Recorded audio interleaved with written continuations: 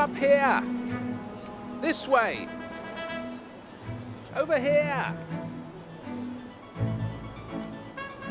I'm up on the colonnade of St. Peter's Cathedral in Rome, high above the crowd, looking down on all these Catholics. Not many people are allowed up here. You know what the Vatican's like. It's been ruling the Catholics for 2,000 years, so there's no need to be nice to me. But I told them what I wanted to do up here, and they agreed immediately. Because they could see as well that this is the best place to do what I wanted to do, which is to understand properly, at last, that great, sprawling, ungainly, but glorious art movement, the Baroque.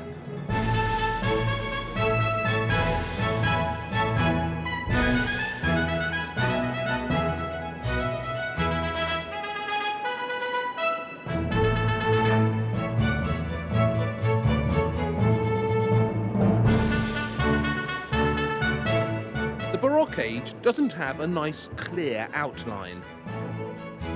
It sprawled across the 17th century and beyond. It wasn't a tidy movement, but it spawned some of our greatest art.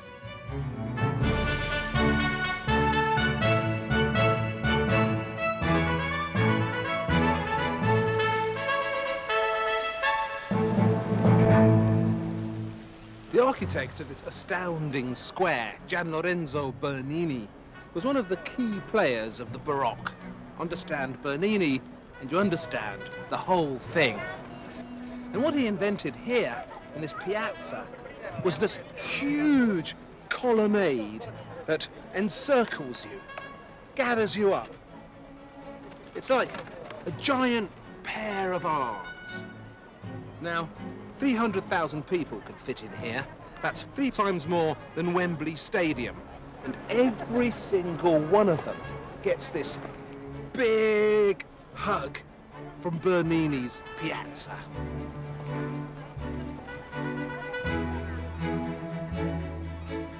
So that's the first thing the Baroque does. It goes after you and ingratiates itself with you. Other art movements sit there on their pedestals and arrogantly assume you'll be interested in them. But the Baroque knows you better. It gets off the pedestal and hunts you down.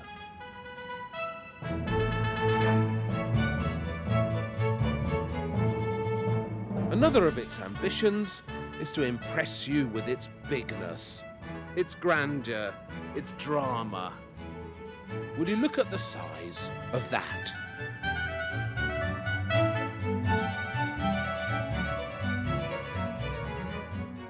And when it fell into the hands of intense geniuses, it became dark and edgy, got all psychological on us, and blurred the divide between art and reality. And when painting wasn't enough, the Baroque roped in all the other arts to work on you as well. Architecture, sculpture, music, everything at once. It was after you, so it threw the kitchen sink at you.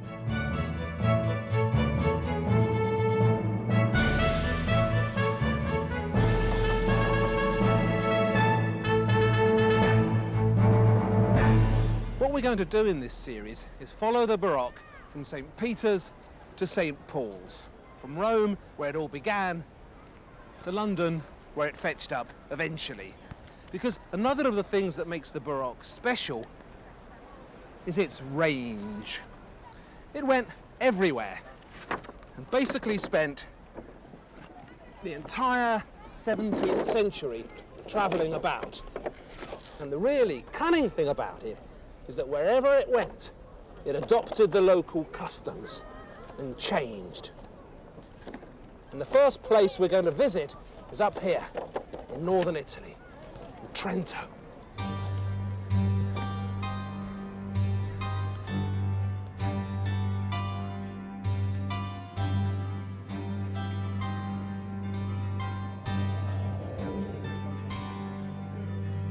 Trento in the Italian Dolomites is a pretty town which I recommend for walking holidays and mountain views.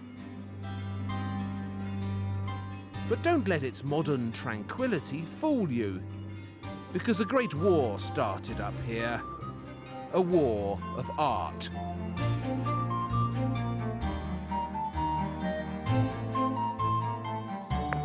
The Baroque is best understood as a fightback, a marvellous display of counter-punching by a waspish church that had come out fighting.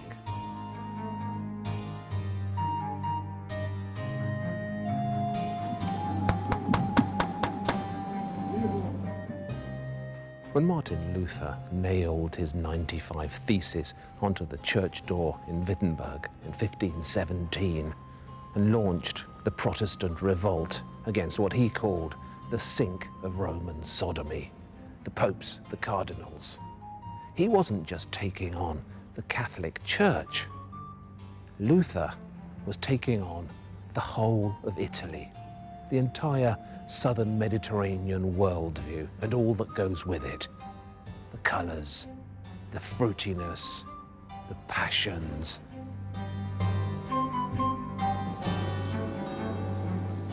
In those days, Trento was in Austria, not in Italy. And it was here that the mighty Council of Trent met in 1545 to plot the fightback.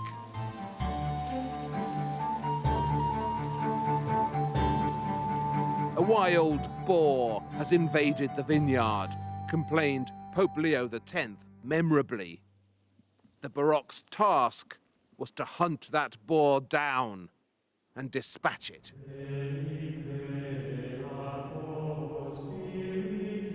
For nearly 20 years, the Council of Trent met here in the cathedral in Trento to plan the Catholic riposte. And art was involved from the start.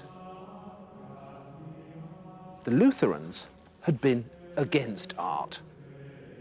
They saw it as a regrettable vanity that led to the worship of false idols. Terrible waves of iconoclasm had torn across Northern Europe, destroying paintings, burning statues. But the Catholic Church had always believed in art. It relied on it. It knew that people like to see what they're worshipping. They like images. And that gave art tremendous power.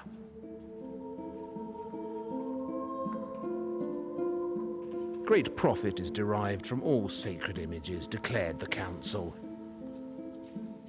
And when we kiss the sacred image and prostrate ourselves before it, we adore Christ. If anyone shall teach contrary to these decrees, concluded the council scarily, let him be anathema, anathema, anathema.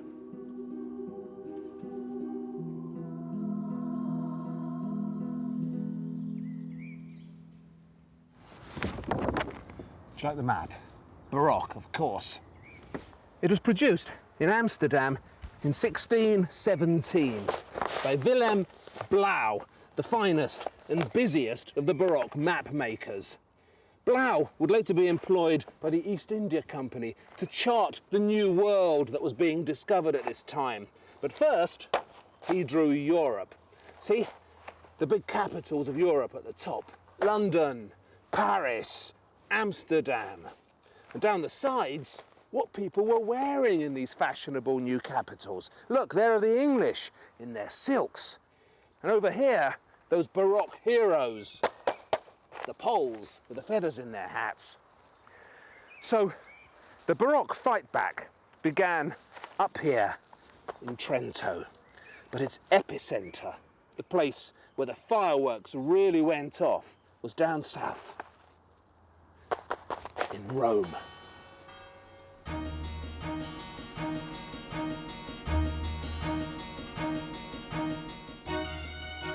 The Eternal City had a fight on its hands. As the clock ticked over from the 16th century to the 17th, Its architecture grew prouder, louder, showier, and bulged up through the Roman skyline. But, as I said, the Baroque went after you with all the arts at once. And while architecture and sculpture were frolicking in the Roman sunshine, the art form that needed the most drastic attention, painting, chose another path.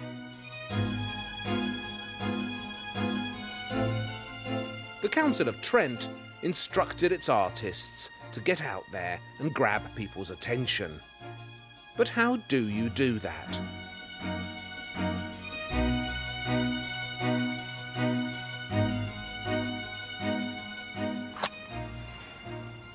One very effective trick is to make dramatic use of the dark and turn painting into theatre.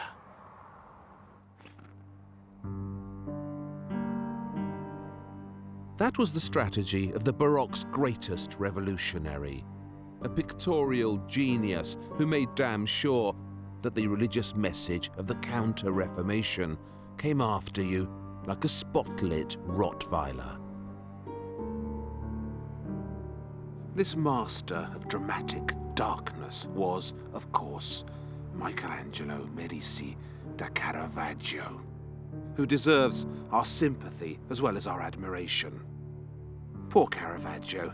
For 300 years, he was completely forgotten, his reputation in tatters, and then the 20th century rediscovered him and began misunderstanding him in such terrible ways.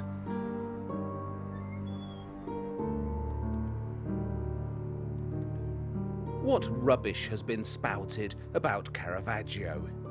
Even sensible commentators on sensible TV channels have insisted on seeing him as a knife-mad, predatory homosexual who went berserk in Baroque Rome, the Ripper of Roma.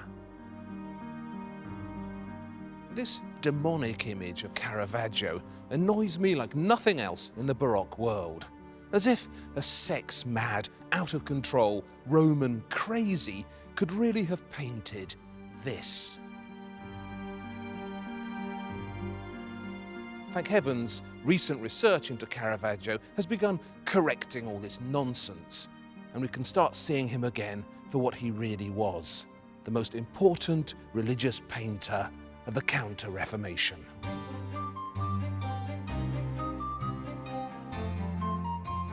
Caravaggio did everything the Council of Trent demanded of its artists. He created a vivid new religious art that spoke to the people in a language they could effortlessly understand, a language that moved them and changed them. Before Caravaggio came along, religious art was set somewhere out there, somewhere distant and fluffy. But he made sure it took place right under your nose. Here, now, close enough to touch. The cast list changed too. Real people rounded up in taverns and markets and chosen for their characterful faces replaced the impossible gods of old. There's that old bloke from the market, and that beautiful waitress from the tavern. These are people you recognize from the streets, people you can touch and whose plight touches you.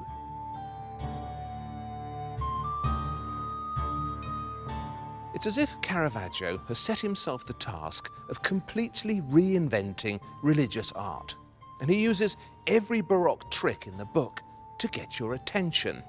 The way this basket of fruit is about to fall over, so you want to reach in and push it back. Or the apostles' hands shoved out into your face. It's all so real, so tangible, so believable. The churches of Baroque Rome are filled with magnificent free helpings of Caravaggio. Just go in, pretend you're praying, and feel his power.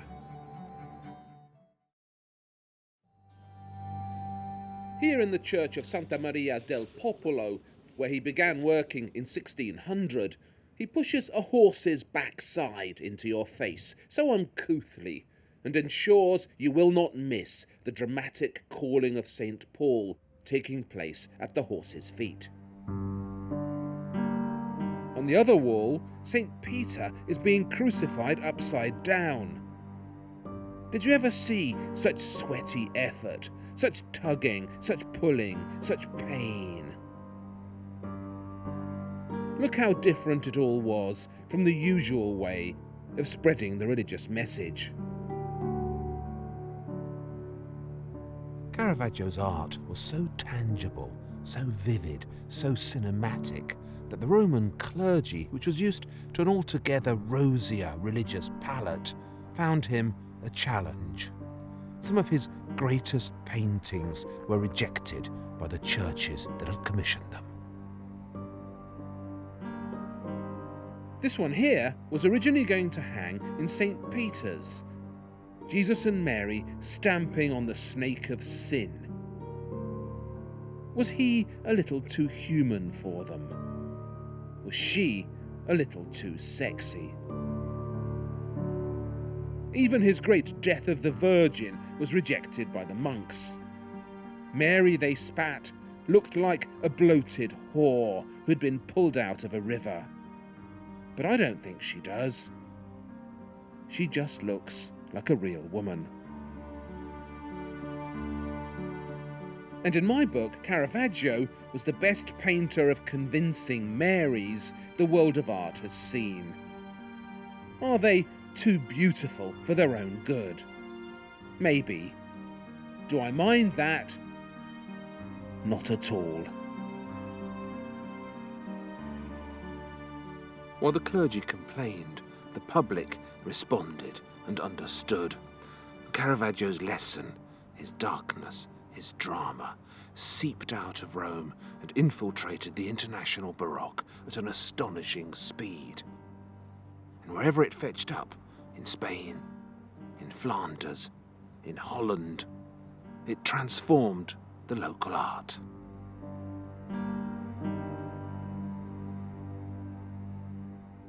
It's a strange name for an art movement, don't you think? Baroque. What does it mean? Where does it come from? If you think of the Renaissance, that's a very clear idea. Renaissance is French for rebirth, the rebirth of civilization. But Baroque? It actually comes from a Portuguese word, barroco, which means a misshapen pearl, like this one. All these Portuguese explorers were setting off around the world, and they were coming back with gorgeous pearls in all shapes and sizes. Now this pearl is not Baroque. This is like the Renaissance, perfectly formed, exquisite, delicate, so civilized and precious. This one, however, the Baroque pearl, is blobby, exuberant, misshapen, difficult to handle, and exciting in a deformed kind of way. So this is the Renaissance, this is the Baroque.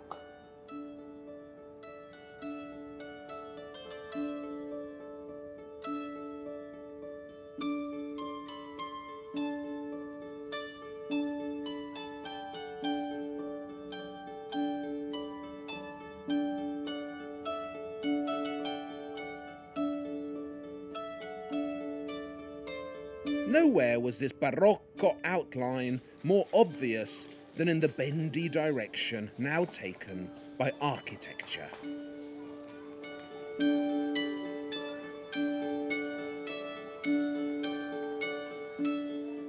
Rome is basically a Baroque creation. I know it's got the great ancient ruins and the fine Renaissance palaces, but the default architecture here, the stuff that gives the city its main mood, is Baroque.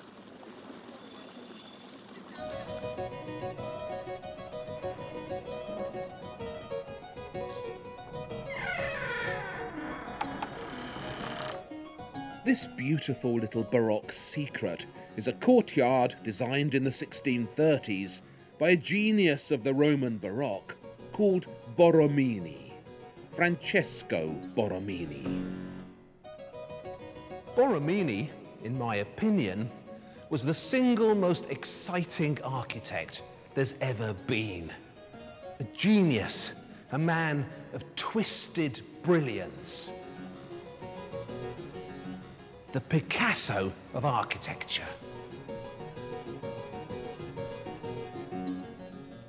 This tiny courtyard he designed for the church of San Carlo in Rome is almost Gothic in its brooding intensity.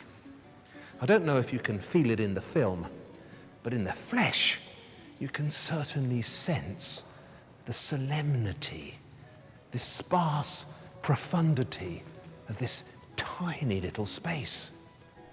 And remember, architecture speaks to the body, not just the eyes.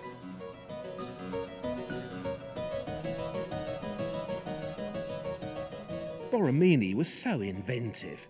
Can you see the balustrade up there? Look at the actual balusters. The way some of them bulge at the top and others bulge at the bottom. What for?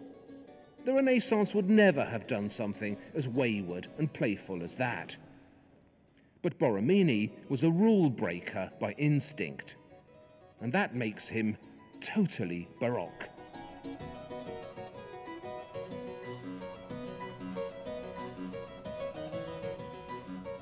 So this is the cloister around which the monks would walk and read their Bibles.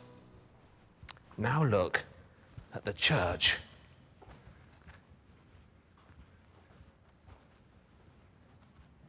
It's like walking into a stony piece of sculpture.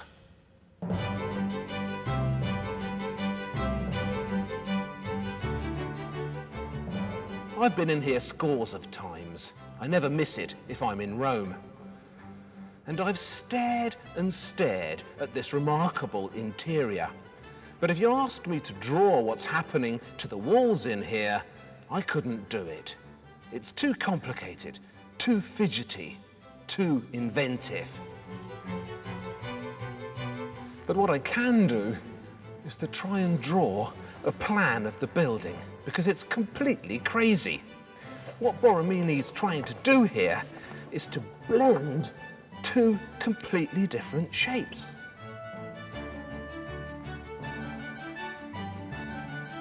Out here, there's a kind of blunt Greek cross.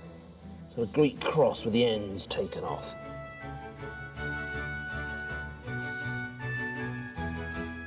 But in the middle, all that becomes a perfect oval. So this is the edge of the church, all this seemingly chaotic going in and out. But underlying it, as you can see, is this perfect bit of geometry made up of rectangles, made up of triangles, and these circles here. And that's what Borromini always does. He builds this exact mathematical basis, and then he just ruffles it up like someone messing up your hair.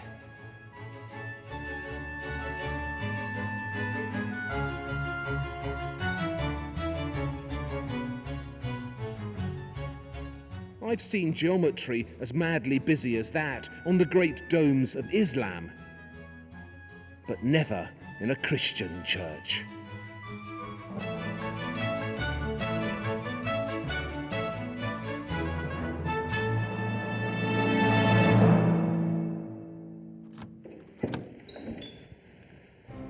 Borromini supplied Baroque architecture with something dark and emotional.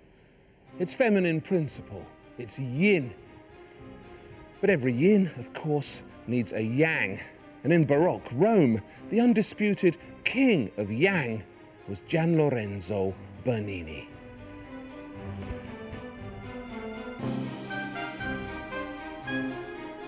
The great Bernini was everything that Borromini wasn't. Handsome, rich, haughty, a smooth operator who charmed the kings and the popes.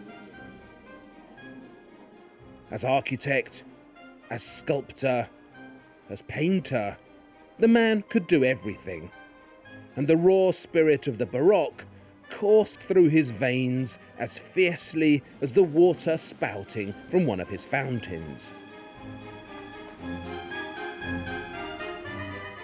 Where Borromini was almost certainly homosexual, and he died this terrible death.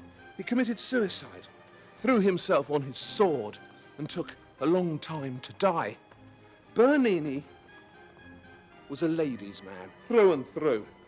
And Bernini would never have dreamt of killing himself, because that would have deprived the world of his flamboyant genius.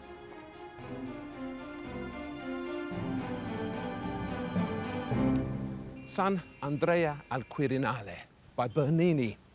It's just a couple of 100 feet up the road from Borromini's San Carlo, but it seems to come from a different architectural planet. Borromini invented the curved church facade that bends the front of the church out into the street. But Bernini, he got really good at it too. And then out here, another curve going the other way. And that's the Baroque for you. It twists this way and that, always on the move, like a restless dragonfly.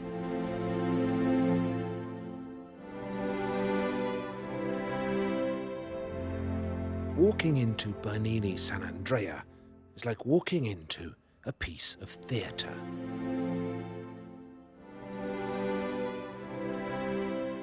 Bernini fills his church with rich colour.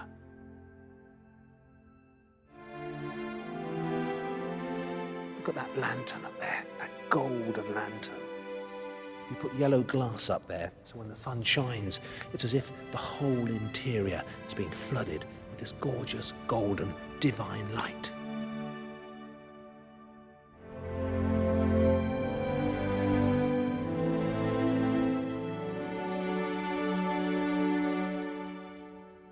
Bernini's church has this very specific storyline for you to notice and follow. So St. Andrew, the patron of the church, is being martyred here. He's heading up towards heaven there. And right at the very top, in the lantern, he's being welcomed into heaven. The little cherubs are even standing aside to make room for him so he can go up there.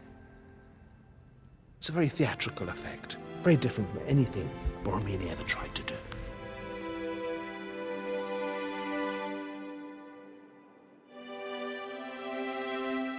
The Baroque had a taste for theatricality.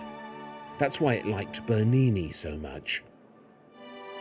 And if you want to witness some truly stupendous Baroque theatre, then follow me into St. Peter's.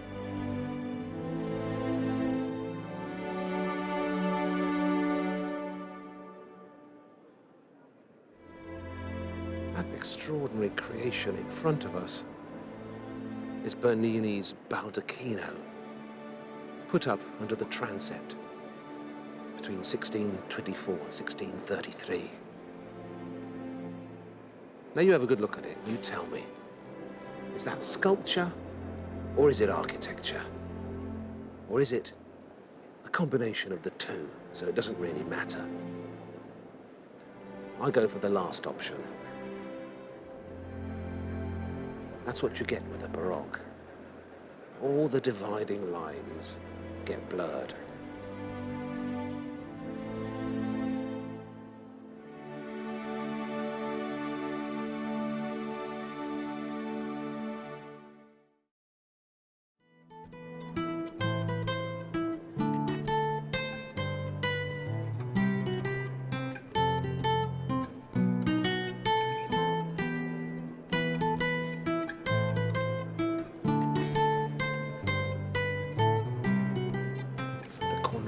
Chapel in Santa Maria della Vittoria, which many people consider to be Bernini's masterpiece, including Bernini. It shows the Spanish saint, Saint Teresa of Avila, at a moment when she's having a vision. An angel has come down to her from heaven, and he's piercing her heart with a flaming arrow.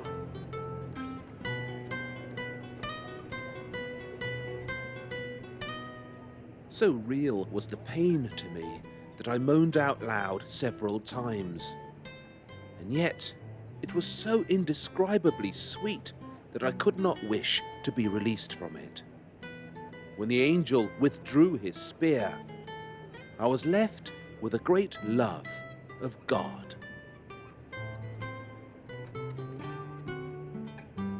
What he's done here is create a kind of theatre in the church.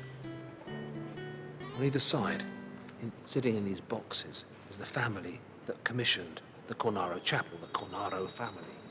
Up there on the right, with the little beard, looks a little bit like Shakespeare.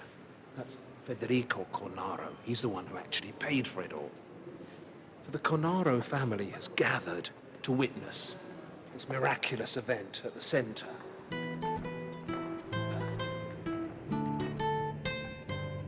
The other thing that people always pick up on about this work is this look on St. Teresa's face. This open-mouthed, moaning look. Now, what Bernini is trying to do here is to find some sculptural form for this religious ecstasy that she's feeling. But the 20th century in particular has misinterpreted that look on her face. All sorts of smutty remarks have been made about her ecstasy. What kind of ecstasy is it? Wink, wink. I really disagree with all of that.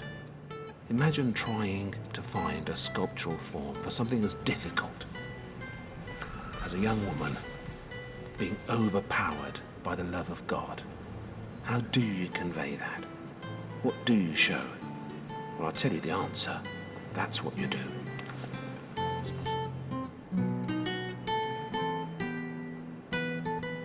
This is art dazzling you with miracles.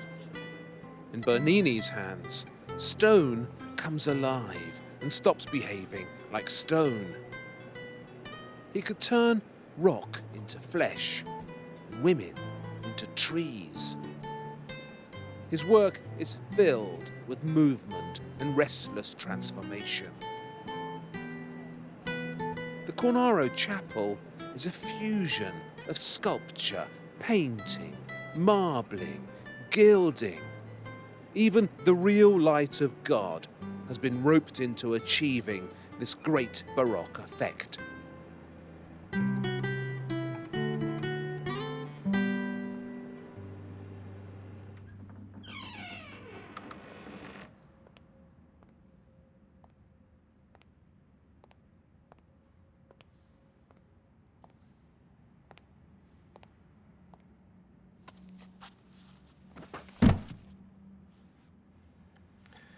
If you're investigating the Baroque, this is a position I recommend, because from here you can see the Baroque properly.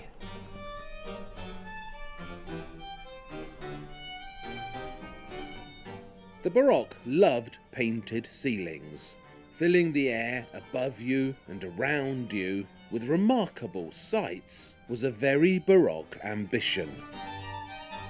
Of course, painted ceilings had existed in Italian art for centuries. The Sistine Chapel was just the best-known example. But they're difficult to do. The Baroque, however, was never afraid of effort. Whatever it took, whatever it cost, the Baroque was up for it. And it developed such a fierce appetite for the painted ceiling.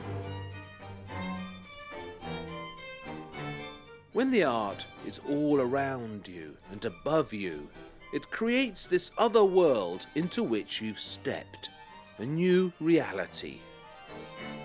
Think of it, perhaps, as a kind of 17th century virtual reality, because these painted ceilings blur the divide between the art and you. This is the first great painted room of the Baroque age. These days, it's the French embassy in Rome, and they've kindly let us in because the French are such fine people. But back in the Baroque age, this fine palace belonged to Cardinal Odoardo Farnese, one of the most powerful clerics in Rome. And in 1597, at the very dawn of the Baroque era, Farnese commissioned a young painter from Bologna, Annibale Carracci, to come to Rome with his brothers, who are also artists, and to paint this.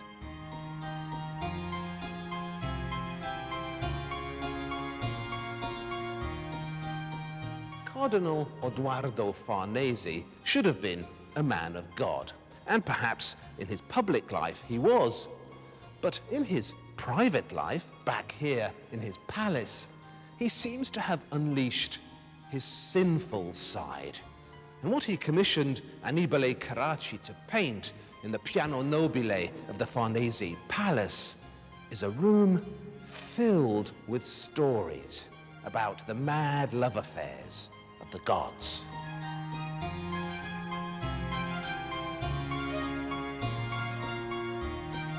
Wherever you turn in here, pagan gods are loving other gods, in a divine orgy of love and conflict and role-playing and naughtiness. Carracci has somehow managed to celebrate 20 different divine love affairs simultaneously on this one ceiling. And to do that, he's employed a cunning optical trick. Each of the love affairs is taking place inside its own picture. And all these pictures have been crammed onto the roof, where they're held wonkily in place by a busy assortment of cupids and nudes and statues. And then it gets even more complicated, because all these cherubs refuse to stay outside the action, so they get involved. Sometimes they're inside the picture, other times they're outside the picture.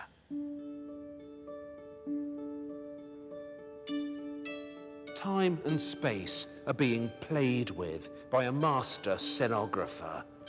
They're being pulled out of the true in this glorious jumble of realities.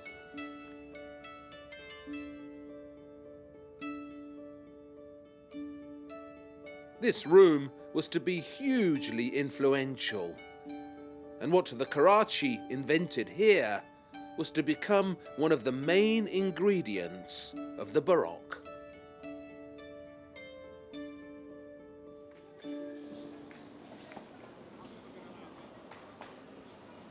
We dart about in this series, going here and there, with me telling you this and that, trying to grasp the Baroque. But to be honest, there's a much easier way. All you have to do to understand the Baroque fully and perfectly is to come in here and look up at that. That is the Baroque.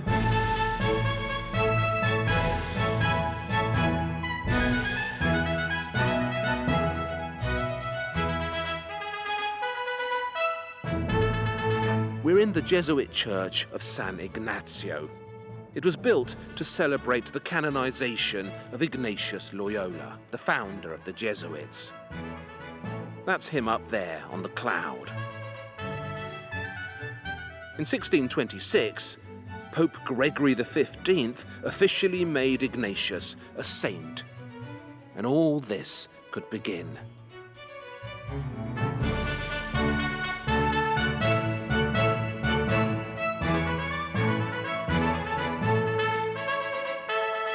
The Jesuits liked to keep things in-house.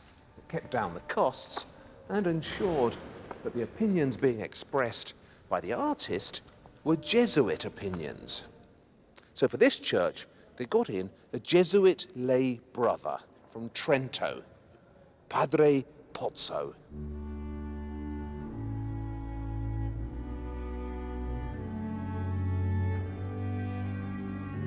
Pozzo was a master of illusion. He was the best there's ever been at making small spaces look huge. His influential book on achieving these amazing optical illusions was read by everybody through the ages. They even say that Cecil B. DeMille consulted it when planning his biggest cinema moments. Because Padre Pozzo was a wonderful movie maker, born 300 years early. Pozzo's first work in here was this dark, illusionistic dome, which, unlike a real dome, was cheap and easy to repair. You just got someone in and repainted it. The little dome was so convincing, the Jesuits decided to unleash Pozzo on the rest of the church. All that is basically a flat roof. The entire sky has been painted. Every cloud, every architrave, every column. What Pozzo's done here is to use his Baroque magic to open up the roof and create this stupendous shortcut to heaven. And right in the middle, floating up on a cloud, is St. Ignatius himself. He's going up to heaven, where Jesus is waiting to greet him. And see that glorious light emanating from the wound in Jesus' side? That's the light of divine revelation, pouring out of Jesus and into St. Ignatius. And then it's being scattered further to the four corners of the earth. To Asia, with that rather wonky camel. To Africa, with what, I suppose, must be a crocodile. Europe, rather tame in comparison. And America, where a bare-chested Red Indian Amazon looks down at a roaring cougar.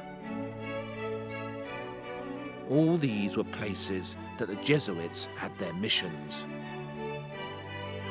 It's what my daughter might call a rather cheesy bit of Jesuit propaganda.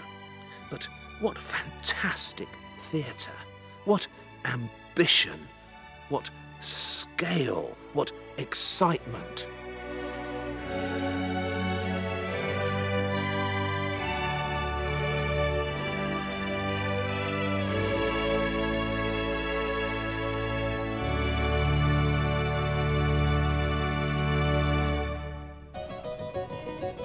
Something in here I want to show you. It's a little Baroque gem, a secret. It's more work by Padre Pozzo.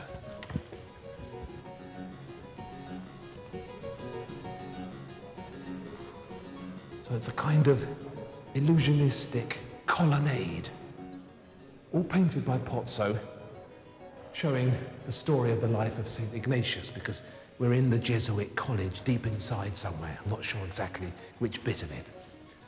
Now, what's amazing about this is that you can get really close to the Pozzo painting and see how it's done.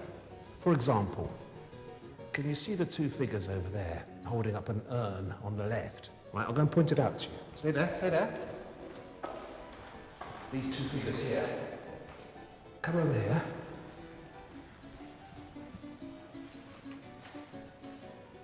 Look at that. That's how wide they have to be. So all of these figures, all the architecture, has been corrected so that it only looks right from one place. Like all of Pozzo's work, you have to stand on a particular spot for it to look good.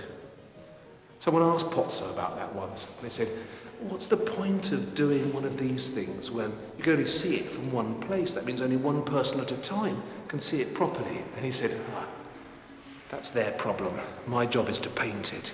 Their job is to understand it.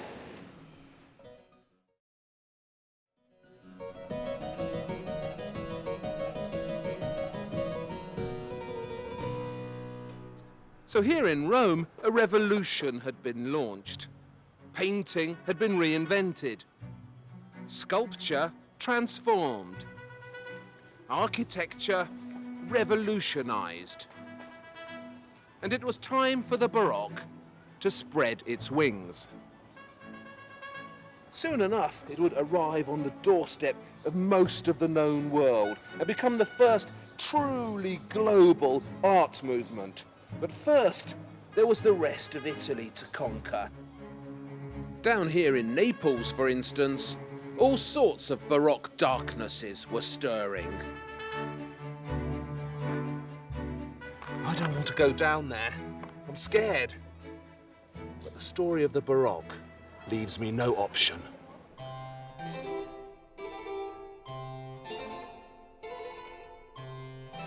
There's a book that's very popular now. I'm sure you've heard of it. 1,000 Places to See Before You Die, by Patricia Schultz. Naples isn't in it, but it should be, because that title, about seeing places before you die, is taken from a line by Goethe. See Naples and die, wrote Goethe ambiguously in the 18th century, after he'd spent some time here. But what exactly did he mean?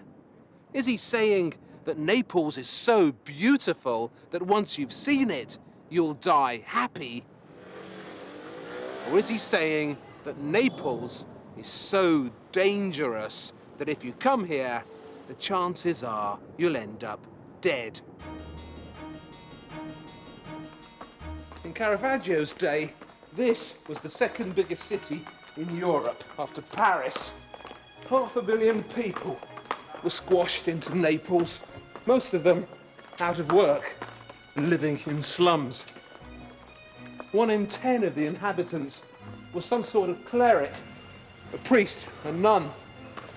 So religion and wickedness had carved up Naples between them, and the two of them were operating here in tandem.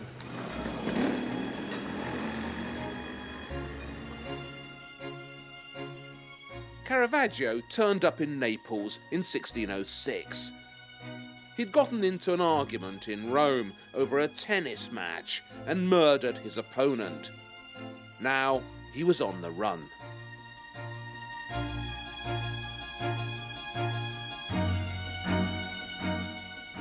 At that time, Naples was a Spanish colony, separate from the rest of Italy.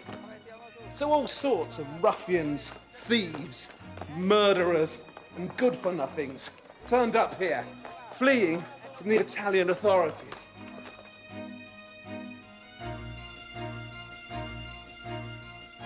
Caravaggio's reputation got to Naples before he did, and he was soon at work here at his usual breakneck speed, painting some of his greatest pictures. The moment he reached Naples, his art seemed to grow darker.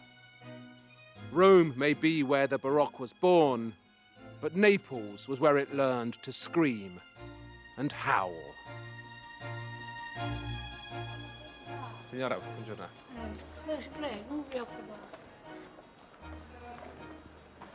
This is the Piemonte di Misericordia.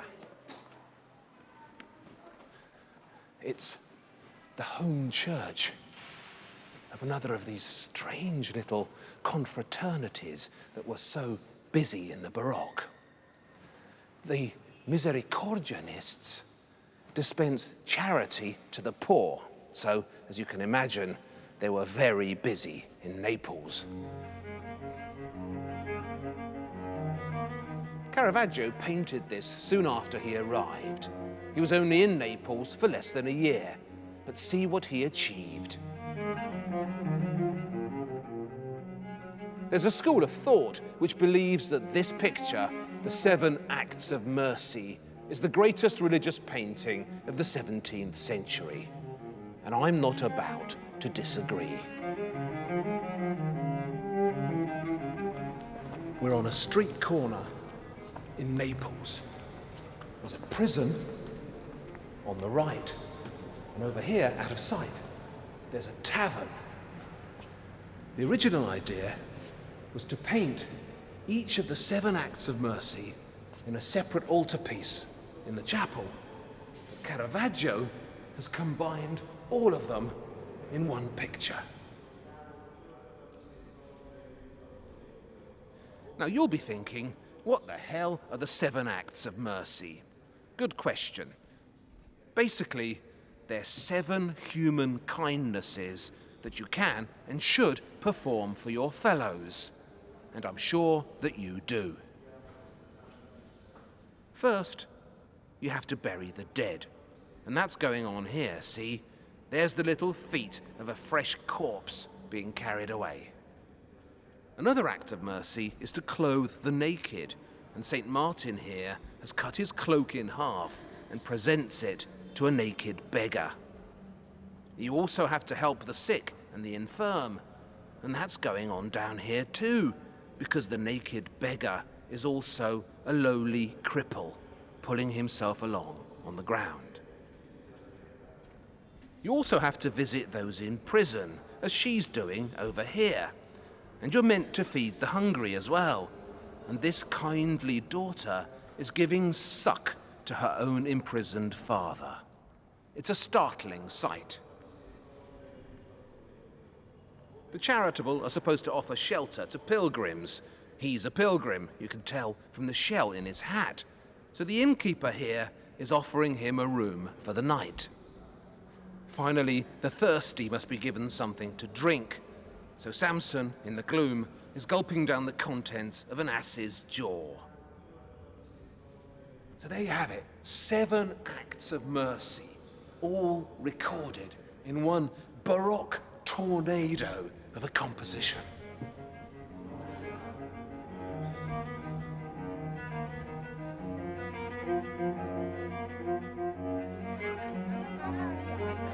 Caravaggio wasn't the only lawbreaker to seek refuge in Naples. There were many others, including a Spanish painter and Caravaggio worshipper called Giuseppe Ribera, or as the locals called him, La Spagnoletto, the Little Spaniard. This little Spaniard, Ribera, was a quarrelsome devil. He came to Naples to flee his creditors in Rome.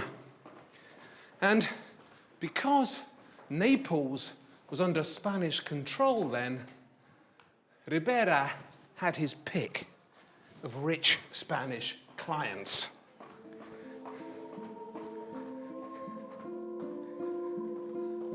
For most of his career, he painted in the Caravaggio manner, dark, brooding religious art, sweaty and guilty.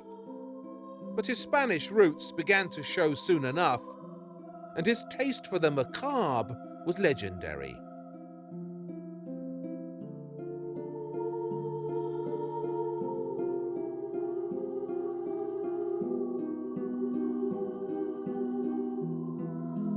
This is Ribera's infamous bearded woman, whom he painted more than once. Ribera liked bearded women.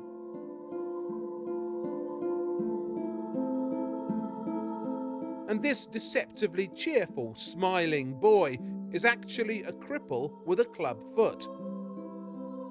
When you notice his deformity, the smile on his face takes on a different meaning.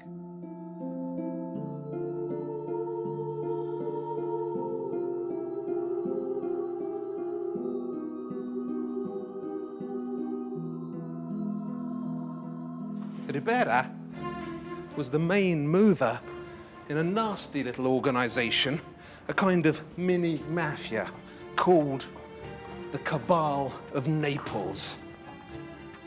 He got together with 2 other local miscreants, a vicious Greek called Correnzio, and a fine Neapolitan painter, Caracciolo, who deserves a much better reputation than he's got.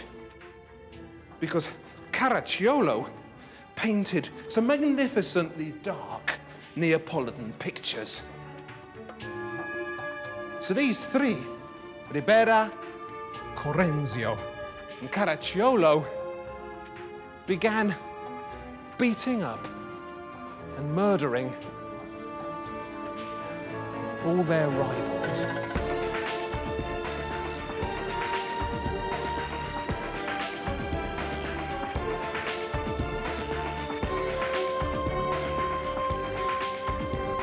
If you were a foreign painter taking business away from the cabal of Naples, you'd better beware. The cabal was particularly cruel to the followers of Annibale Carracci. Domenichino came here to paint a fresco, and every morning the cabal would remove what he'd done the day before, and then they put sand in his paint. Domenichino died in Naples, poisoned, they say, by the cabal.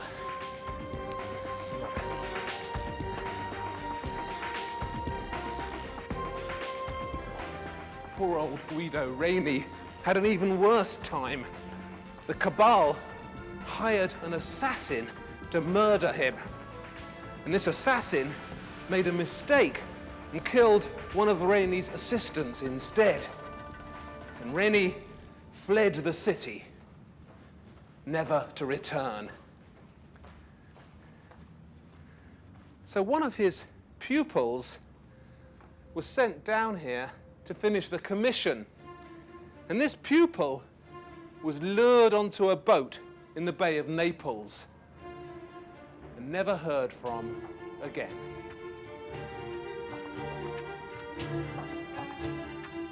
The Cabal of Naples was wound up in 1641, but its work was done.